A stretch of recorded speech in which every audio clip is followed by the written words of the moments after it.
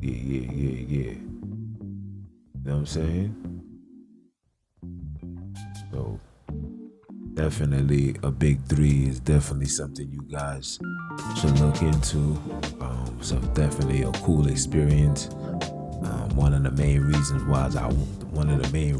why I wanted to go was because of me not ever having a chance to experience the N one. Not saying I was too young and stuff like that, but you know, at first I was gang affiliated, trying to stay clear and out the way, right? Like ever since my man's died, and I don't want to get off topic. Matter of fact, this is not even getting off topic. Ever since my man's died, my perception of life changed. Prior to my man's dying, I thought, we'd be alive for forever. You know what I'm saying? Like we gonna grow old. That's just life. You know what I'm saying? And if we going to die, we gonna die older. You know what I'm saying? But when my man's died, it gave me a whole different perspective. So I had to really value life more, especially me having a son, right? At this time, it wasn't too many of us that was having children. You know what I'm saying? It was only a handful of niggas that was really out there just having children and wanting to be in these children's lives, right? But when my man's died, it really gave me a different perspective of life. I had to view life from it was a no longer me standpoint, right? I couldn't view life like it's about me, because now I know that I got people that's invested and also connected in me. For example, my children. For example, my mother. For example, my brother, my sister, or any female that a man dealt with and conceived it with. Like it's a different feel. You understand? And when you're no longer present, that's not something individuals is willing to bear. You understand? So him dying was just a different perspective. Why I feel I had to come out and talk to you young niggas, because you young niggas is forgetting the manuscript. You young niggas is falling for the fairy tale story that we know that it does not exist. You are letting media feed you this narrative and make it seem like this is what really was going on. In reality, it's not. It's just a state to confuse you. This is why I feel like I had to come out and speak to the youth and let the youth understand that the behaviors that you guys are displaying are behavior that was taught unto you. You're being taught to be violent, ignorant, destructive, can't comprehend, can't have patience, can't have understanding, can't have reasoning, can't have none of that. You understand? It's a reason why these people is on this type of time. You understand? There's a reason why you can't see that once upon a time you was an innocent child. And the person that you're trying to kill, 9 out of 10 times y'all went to school with each other, played basketball on the same team, was in the same class. And now you guys are the biggest ops. Man down. Another comrade, another soldier of this war has been taken down.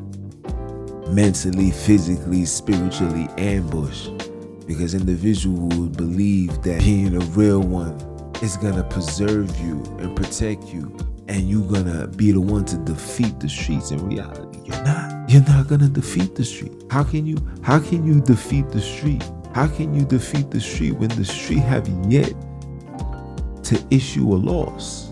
Every single real nigga that I have known or I have heard of are never alive to tell their story. And when they are alive, these individuals made it out by the skin of their teeth, man.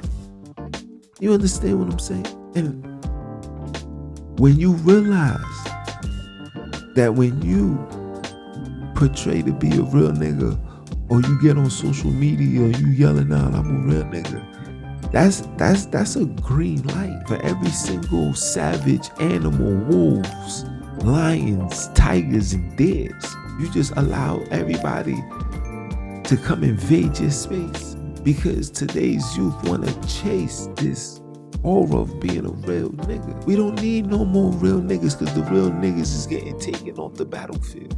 We need welders. We need electricians. You niggas need to stop rapping and become a lawyer, and become a doctor, become a teacher, an engineer, a real estate mogul. You guys wasn't designed to do the foolishness. Some of you guys are losing your lives so young, the world didn't even get a chance to experience your talent. And your talent is not rapping. Your talent is not playing basketball. Your talent was you was phenomenal with math, and you figure out how to solve equations by using the 2 and the 3s and the 5th and the 6th, etc., etc. But you had to play the tough guy. You wanted to be outside. You wanted to be with the killers. You wanted to yell out, I'm not an industry nigga. I'm not an industry rapper. I'm an industry rapper. Okay. And you do that, and you open that window, and that window never gets shut. Because when you open that window, you jumped out your protection, your crib, and you landed on the concrete. Even though some people call it the Atlantic Ocean. Some you niggas ain't prepared to swim. And no matter what the weather, no matter what the circumstances, the street don't lose.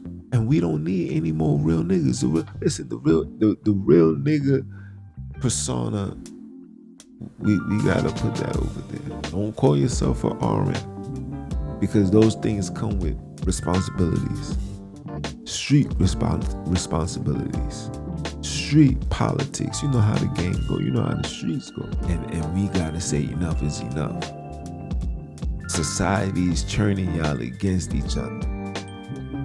Religion has made black people hate themselves. Can't fathom to see a black man save the day, still looking and waiting for the white superhero. When the white superhero was the superhero that got his type, his complexion, his DNA, dominion on this earth, while you was being put in the dirt and put a sign of himself on the dirt, so everybody knows that you was one of his work. Come on, man. We gotta get our minds out of the cookie jar, because we're being fed foolishness, and you seeing it right here. Now, don't get me wrong. This game is for keeps. Don't get me wrong. We are in this fight, and we still gotta. Everybody's battle is different. But when it becomes overwhelming, we're supposed to have a unit front. There's no way that the streets are now being patrolled by gay Chinese, 3'5" Chinese and Mexican, 2 black girls from the projects. This is what's patrolling the streets now. And this is not a disrespect to those individuals. Get your money, it is what it is. But this is what's patrolling our streets now. That is a problem, because they see that there's no more warriors, no more individuals in the front line, because either you guys are incarcerated or you niggas is dead or on the run. They see that. They running their studies. They're bringing their own into your space. You thinking they out there running? No, these niggas is out there calculating everything, watching what is what, where is what, how is what, when to move, why to move. These niggas know everything. They don't give a damn now. And like I said in previous pods, when you see the other nations have no fear in stepping up to you. I remember growing up, and that I was a dog. But you young boys gotta know what time it is, man. We need you guys in the front line, unified, 10 toes down. You guys is fighting for blocks that you don't own, claiming gangs that you ain't making no money from. This state doesn't clean the money with you or nothing, because you guys just want to be gangsters and tough guys and make videos and diss homies and ex-homies and the ops and his homies and all of that stupidity, pure madness. To have beef with an individual where you want to take his life over words.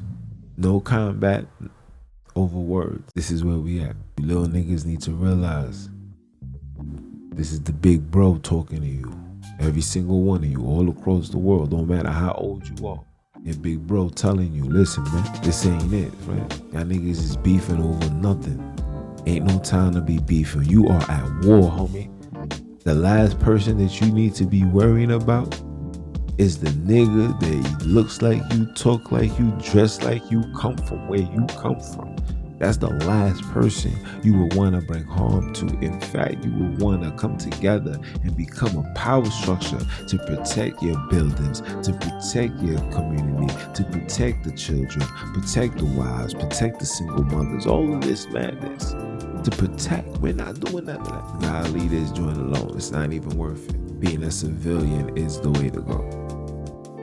And I'm not telling you become a civilian and be soft. I'm telling you being a civilian is the way to go. Being a civilian, you could just, you understand? You could just sit back, not having to look over your shoulder, stack your bread, come to your family, chill, relax.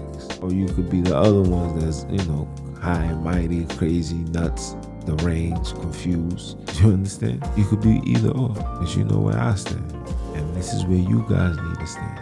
Y'all gotta stand with the real. Y'all gotta realize that we have, that you must protect me and I must protect you. I'm gonna leave it as that, guys. The streets, like I said, is undefeated.